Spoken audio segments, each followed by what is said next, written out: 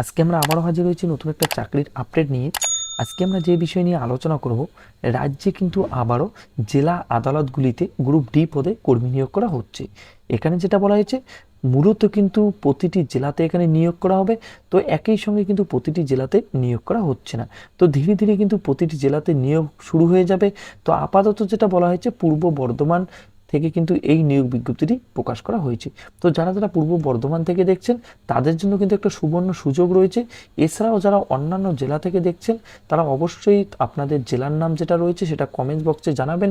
যখনই আপনাদের জেলা থেকে এই নিয়োগ বিজ্ঞপ্তিটি প্রকাশ করা হবে, আমি অবশ্যই আপনাদেরকে জানিয়ে দেবো। তো এখানে যেটা বলা হয়েছে, নিম্নতম অষ্টম শ্রেণী পাশে কিন্তু আপনারা এখানে আবেদন করতে পারবেন। এখানে কিন্তু শুধুমাত্র পুরুষ ক্যান্ডিডেটরা এখানে আবেদন করতে পারবেন। তবে আজকে আমরা এই ভিডিওতে বিস্তারিত আলোচনা করব কোন কোন পদে নিয়োগ করা হচ্ছে, কারা কারা এখানে আবেদন করতে পারবেন, কতটা শূন্য পদ রয়েছে, কি পদ্ধতিতে আপনারা এখানে আবেদন করবেন, সম্পূর্ণ স্টেপ বাই স্টেপ আজকে আমি আপনাদের সঙ্গে এই ভিডিওতে শেয়ার করব। আপনারা যদি চ্যানেলে নতুন হয়ে থাকেন, চ্যানেলটিকে অবশ্যই সাবস্ক্রাইব করে বেল আইকনে ক্লিক করে রাখবেন এরকম নতুন নতুন চাকরির আপডেট সবার আগে পাওয়ার জন্য। তো চলুন বিস্তারিত আমরা আলোচনা করব।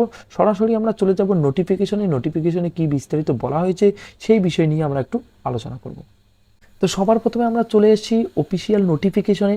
তো এখানে আপনারা দেখতে পাচ্ছেন অফিস অফ দ্য ডিস্ট্রিক্ট জজ অফ পূর্ব বর্ধমান।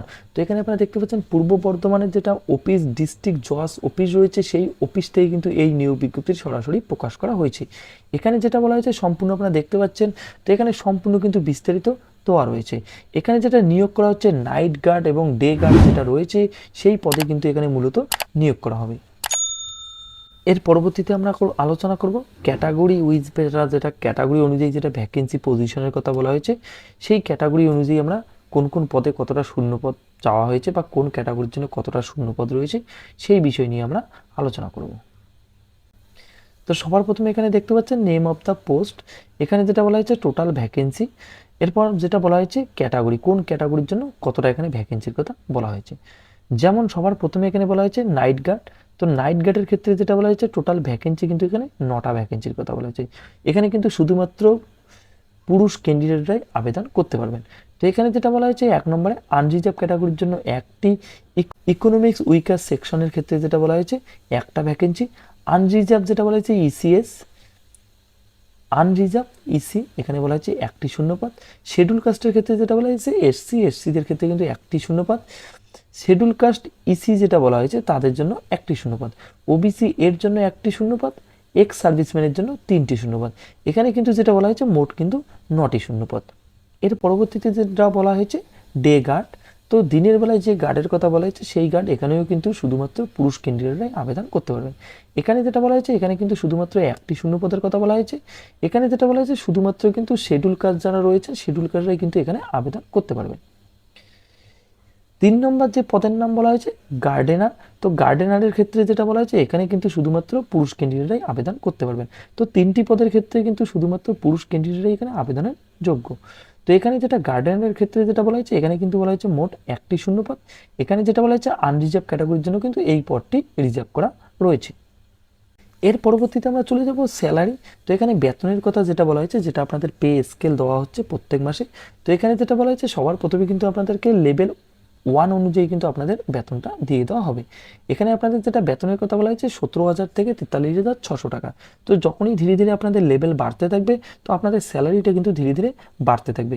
কিন্তু শুরুতে আপনাদেরকে যেটা বেতন দেওয়া হচ্ছে সেটা কিন্তু আপনাদের 17,000 টাকা করে বেতন দিয়ে দেওয়া হচ্ছে।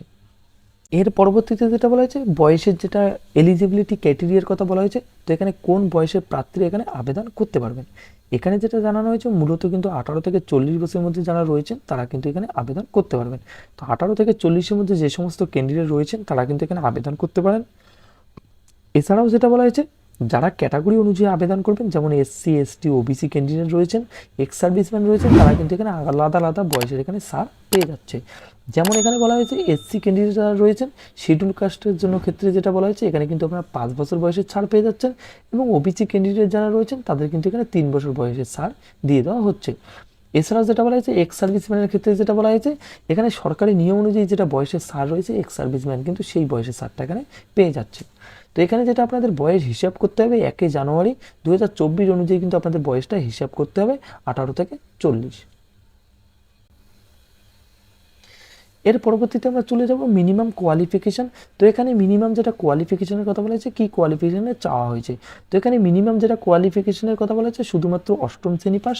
তো শুধুমাত্র যদি আপনারা অষ্টম শ্রেণী পাস করে থাকেন তবে কিন্তু আপনারা এখানে আবেদনের যোগ্য। কিন্তু এখানে যেটা বলা হয়েছে অষ্টম শ্রেণী পাসের সঙ্গে সঙ্গে কিন্তু আপনাদের ফিট থাকতে হচ্ছে।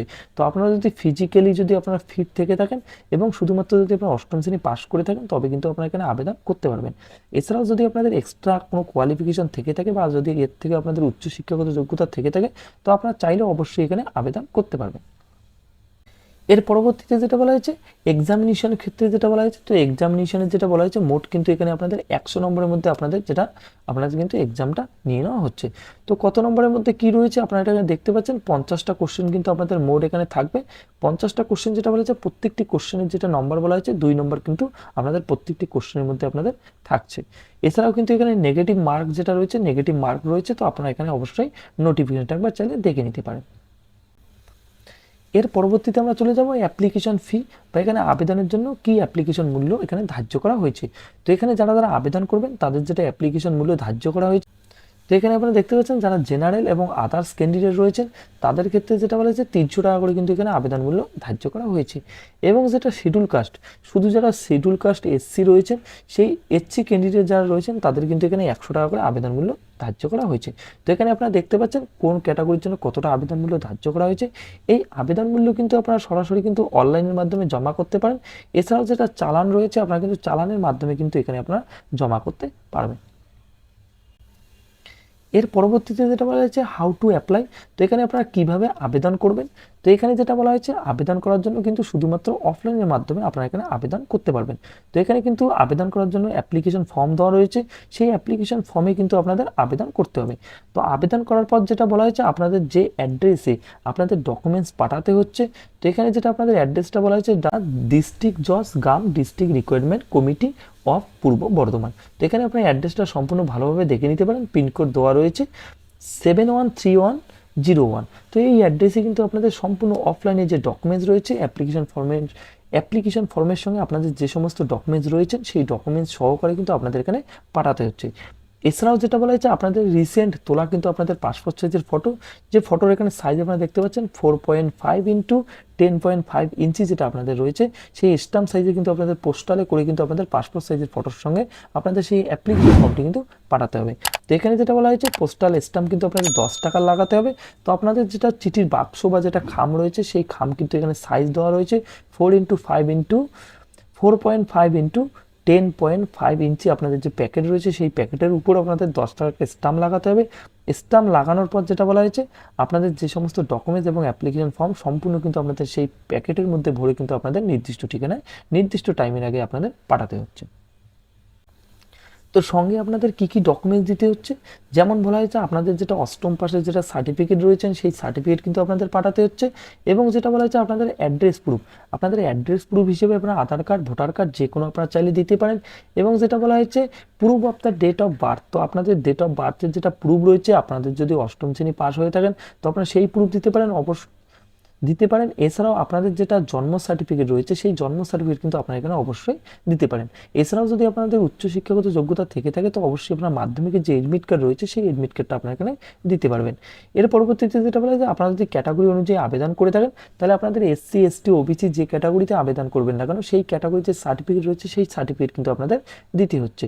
তো এখানে যেটা বলা হচ্ছে সম্পূর্ণ কিন্তু আপনাদের ডকুমেন্টসের নিচে আপনাদের সেলফ অ্যাটেস্টেড করতে হবে, সেলফ অ্যাটেস্টেড করে কিন্তু আপনাদের জমা করতে হবে।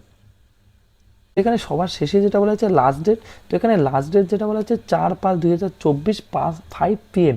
তো এখানে আপনারা দেখতে পাচ্ছেন সন্ধ্যা 5টার মধ্যে কিন্তু আপনাদের এখানে আবেদনপত্রটি পাঠাতে হবে। এখানে যেটা টাইমের কথা বলা হয়েছে এবং ডেট যেটা বলা হয়েছে 4/5/2024 তারিখ।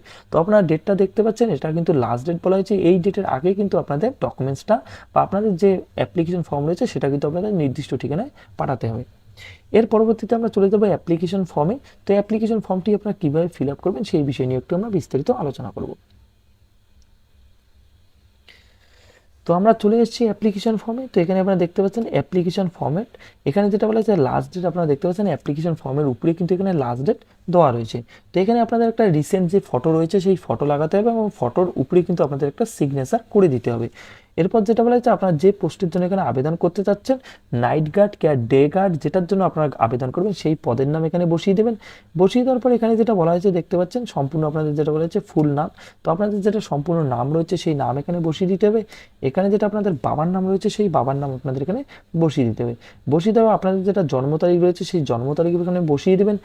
বসিয়ে দেওয়ার পর 1/1/2024 অনুযায়ী আপনাদের যেটা বয়স রয়েছে সেই বয়সটা এখানে আপনারা বসিয়ে দেবেন। বসিয়ে দেওয়ার পর আপনাদের যেটা সেক্স রয়েছে মেল ফিমেল, তো এখানে তো ফিমেল কোনো রকম আবেদন করতে পারছেন না, তার জন্য শুধুমাত্র এখানে আপনারা মেল বসিয়ে দেবেন। ন্যাশনালিটি যেটা রয়েছে এখানে আপনারা ইন্ডিয়ান বসিয়ে দেবেন। রিলিজিয়ান, তো আপনারা যে রিলিজিয়ান থেকে হচ্ছেন হিন্দু, মুসলিম, শিখ, খ্রিস্টান, সেই রিলিজিয়ানটা এখানে আপনাদের বসিয়ে দিতে হবে। বসিয়ে দেওয়ার পর এর পরবর্তীতে যেটা বলা হচ্ছে অ্যাড্রেস প্রুফ, তো অ্যাড্রেস যেটা বলা হচ্ছে আপনাদের পার্মানেন্ট এবং প্রেজেন্ট অ্যাড্রেস যেটা রয়েছে সঙ্গে কিন্তু আপনাদের পিনকোড দিতে হচ্ছে, তো পিনকোড সহ কিন্তু আপনাদের এখানে সম্পূর্ণ অ্যাড্রেসটা বসিয়ে দিতে হচ্ছে। এর পরবর্তীতে যেটা বলা হচ্ছে কন্ট্যাক্ট নম্বর, তো আপনাদের যেটা কন্ট্যাক্ট নম্বর রয়েছে আপনারা এখানে একটা আপনাদের মোবাইল নম্বর বসিয়ে দেবেন। এবং কাস্ট যেটা রয়েছে আপনার এসসি, এসটি, ওবিসি যে কাস্ট আবেদন করবেন বা যে কাস্ট আপনারা সেই কাস্ট এখানে আপনাদের বসিয়ে দিতে হবে। বসিয়ে দেওয়ার পর ইডাব্লিউএস, আপনি যদি ইডাব্লিউএস ক্যাটাগরি হয়ে থাকেন তাহলে এখানে ইয়েস করে দেবেন, নাহলে কিন্তু আপনারা এখানে নোতে রেখে দেবেন। এর পরবর্তীতে যেটা বলা হচ্ছে আপনারা যদি ইসি ক্যাটাগরির মধ্যে পড়েন তাহলে কিন্তু আপনারা এখানে ইয়েস করে দেবেন, নাহলে আপনারা এখানে নো করে দেবেন। এর পরবর্তীতে আমরা সরাসরি চলে যাব এডুকেশন কোয়ালিফিকেশান, তো আপনাদের যেটা এডুকেশন কোয়ালিফিকেশান রয়েছে সেই এডুকেশন কোয়ালিফিকেশান আপনারা এখানে বসিয়ে দেবেন। তো এখানে আপনারা অষ্টম শ্রেণী পাস বা অষ্টম শ্রেণী বসিয়ে দিতে পারেন। এছাড়াও যদি আপনাদের উচ্চশিক্ষাগত যোগ্যতা থেকে থাকে তো অবশ্যই আপনারা এখানে বসিয়ে দিতে পারেন। বসিয়ে দেওয়ার পর এখানে যেটা বলা হয়েছে আপনাদের যেটা ব্যাংক ড্রাফট, আপনি যে ব্যাংকে যে আপনারা সরাসরি ড্রাফট করে এসেছেন সেই ড্রাফটের এখানে আপনারা কিছু ডিটেলস বসিয়ে দেবেন। সবার প্রথমে যেটা বলা হয়েছে আপনার যে ড্রাফট অ্যামাউন্ট রয়েছে সেই অ্যামাউন্ট 300 কি 100 সেই অ্যামাউন্ট এখানে বসিয়ে দেবেন। বসিয়ে দেওয়ার পর যেটা বলা হয়েছে আপনি কত তারিখে কোন টাইমে আপনি জমা করেছেন সেই জমা এখানে বসিয়ে দেবেন। কোন ব্যাংকে আপনি ইস্যু যেটা বলেছে name of the issues bank, আপনি কোন ব্যাংকে থেকে এখানে টাকাটা পাঠাচ্ছেন বা ড্রাফটটা জমা করছেন সেই ব্যাংকের নাম এখানে বসিয়ে দেবেন। সবার নিচের দিকে আপনারা দেখতে পাচ্ছেন full signature of the candidate, তো এখানে কিন্তু সম্পূর্ণ আপনাদের ফুল সিগনেচার করে দিতে হবে এবং উইথ ফুল অ্যাড্রেস, তো আপনাদের সিগনেচারের সঙ্গে কিন্তু আপনাদের নিচে অ্যাড্রেসটা আপনাদের সম্পূর্ণ অ্যাড্রেসটা লিখে দিতে হবে। এখানে আপনাদের ডেট বসিয়ে দিতে হবে, তো আপনারা এখানে ডেট বসিয়ে দেবেন। বসিয়ে দিলে কিন্তু আপনাদের অ্যাপ্লিকেশন ফর্মটি সম্পূর্ণ হয়ে যাবে। তো এই অ্যাপ্লিকেশন ফর্মটি সম্পূর্ণ করার পর যেটা বলা হয়েছে আপনাদের যে সমস্ত ডকুমেন্টস এখানে চাওয়া হয়েছে, আপনাদের অ্যাড্রেস প্রুফ থেকে শুরু করে আপনাদের যে শিক্ষাগত যোগ্যতা রয়েছে সম্পূর্ণ ডকুমেন্টস কিন্তু একত্রিত করে আপনাদের একটা খামে ভরে 10 টাকা যে স্ট্যাম্প রয়েছে সেই স্ট্যাম্পে বসিয়ে দিয়ে কিন্তু আপনাদের নির্দিষ্ট ঠিকানায় পাঠাতে হবে। তো আপনারা যদি এই নোটিফিকেশনটা পেতে চান অবশ্যই আমার হোয়াটসঅ্যাপ এবং টেলিগ্রাম গ্রুপে আপনারা জয়েন হতে পারেন। ডিসক্রিপশনে লিঙ্ক দেওয়া রয়েছে, সেখান থেকে ক্লিক করে সরাসরি আপনারা জয়েন হতে পারেন। তো এই বিষয়ে যদি আপনারা আরও বিস্তারিত জানতে চান অবশ্যই আমাকে কমেন্টস বক্সে জানাবেন। এছাড়াও আপনারা কোন ডিস্ট্রিক্ট থেকে দেখছেন তো অবশ্যই আমাকে কমেন্ট বক্সে জানাবেন। যখনই আপনাদের ডিস্ট্রিক্ট থেকে এই নিয়োগ বিজ্ঞপ্তিটি প্রকাশ করা হবে আমি অবশ্যই সবার আগে আপনাদেরকে জানিয়ে দেবো। তো আজকের জন্য এতটুকুই, দেখা হচ্ছে পরবর্তী একটা নতুন চাকরির আপডেটে। ততক্ষণের জন্য ভালো থাকবেন, সুস্থ থাকবেন, ধন্যবাদ।